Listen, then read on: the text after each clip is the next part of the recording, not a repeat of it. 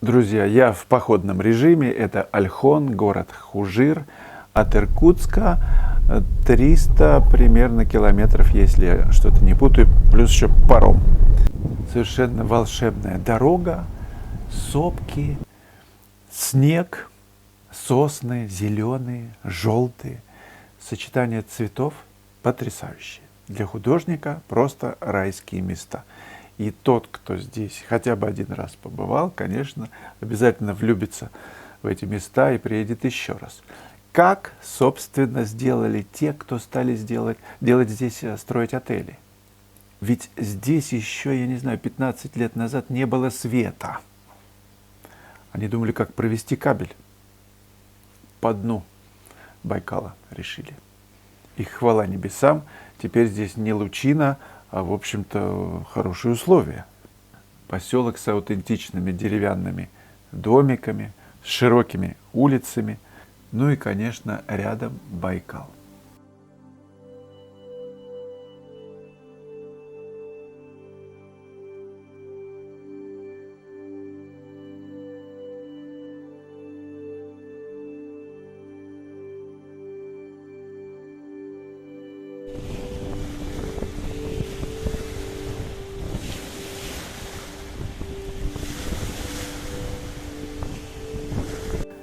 Сегодня было очень ветрено, и мы, в общем-то, стояли на самом ветру. У меня подготовленные студенты. Я не очень ожидал, что будет так холодно, пронизывающий ветер выдувает всю жизненную силу очень быстро. Так что я побежал в магазин и купил там штаны теплые, безрукавку, все, что можно, одел, и стало мне, наконец, тепло и комфортно. Писали вдохновенно до заката. Поскольку смена состояния происходит, я не знаю, через минуту, нужно выбирать. То ли ты скалу делаешь светлее на фоне темного неба, то ли наоборот.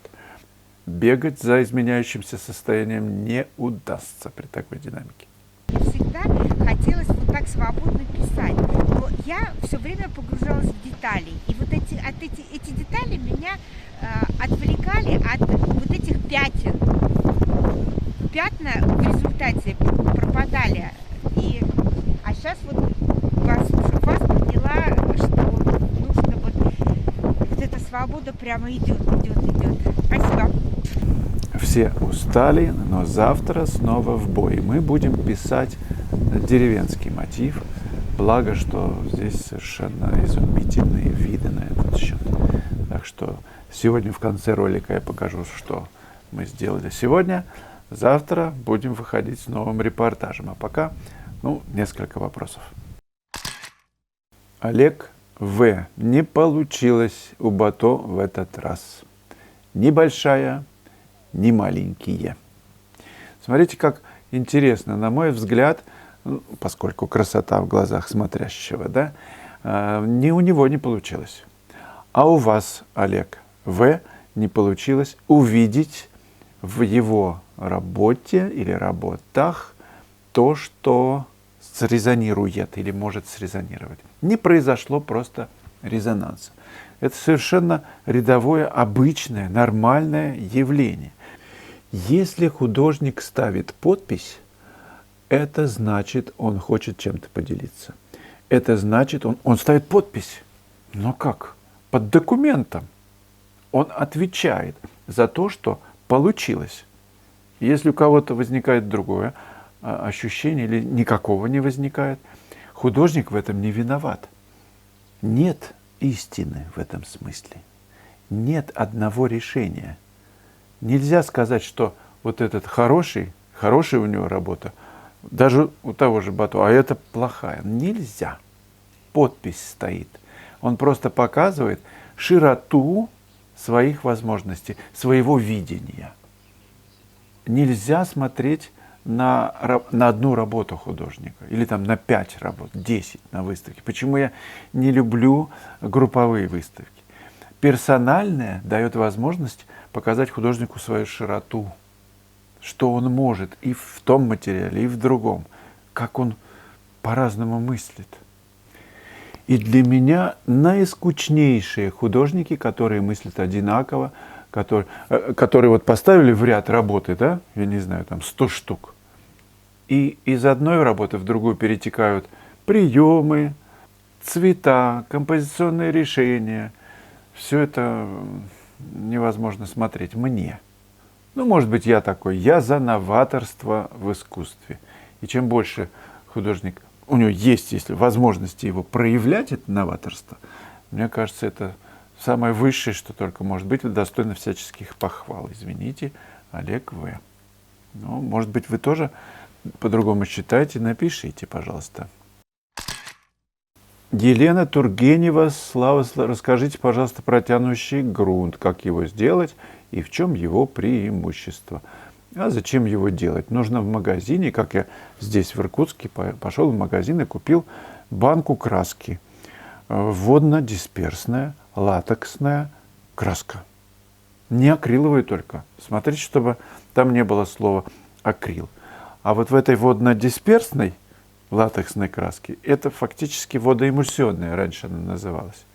Там мел и клей.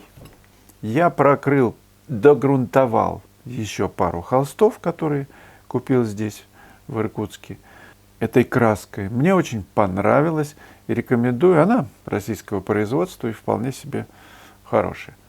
Те, кто не пробовал писать на тянущем грунте, попробуйте.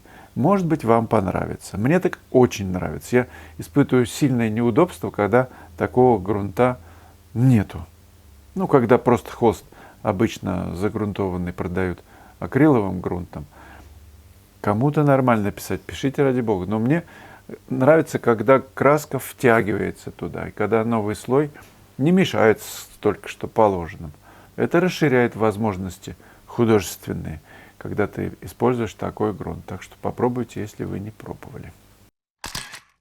Друзья, напомню, что выставка «Современный русский импрессионизм» работает до 9 числа, кроме понедельника. Вот осталось несколько дней. —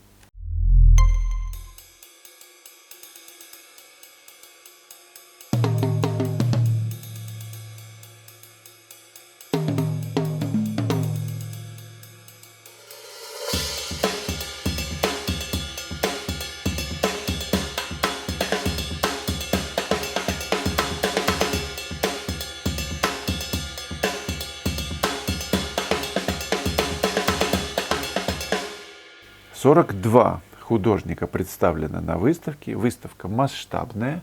Приходите посмотреть. Там мои 10 работ. Ставьте лайки. Это помогает каналу. Распространяется к нему интерес, увеличивается. Ну и заходите в мою онлайн-школу. Это реальная онлайн-возможность совершенствовать свое мастерство. Даже с нуля, если вы занялись живописью. Заходите. Просто попробуйте, посмотрите хотя бы один урок, вы поймете, нужно вам это или нет. Анонс для примера. Первый урок в моей онлайн-школе о том, как видит художник. Я подробнейшим образом разбираю очень много, в основном, своих работ. Разбор – это препарация. Из чего она состоит? Конечно, мы говорим о тоне, о композиции, как это все устроено. Как в обычном мире обычные пейзажи, не пройти мимо них и увидеть в них изюминку, отсечь или обобщить ненужное, вытащить главное на передний план. Обо всем этом в первом уроке. Я стараюсь до вас донести, как отличить проходную работу от действительно произведения искусства. В чем разница? Как ее нащупать? Как смотреть на свои работы критически? Увидеть в них ошибки и больше никогда их не допускать. Писать грамотно. 2-часовой урок. Посидите с бумагой и карандашом.